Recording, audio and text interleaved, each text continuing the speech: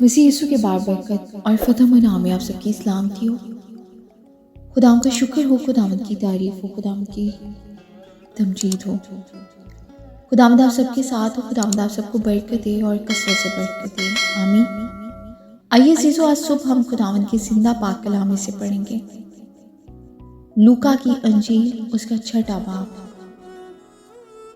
جب تم میرے کہنے پر عمل نہیں کرتے تو کیوں مجھے خداوند خداوند کہتے ہو؟ جو میرے پاس آتا ہے اور میری باتیں سن کر ان پر عمل کرتا ہے، میں تمہیں جتاتا ہوں کہ وہ کس کی مانند ہے۔ وہ اس آدمی کی مانند ہے جس نے گھر بناتے وقت زمین گہری کھود کر چٹان پر بنیاد ڈالی۔ جب طوفان آیا اور سیلاب اس گھر سے ٹکرایا تو اسے ہلا نہ سکا، کیونکہ وہ مضبوط بنا ہوا تھا۔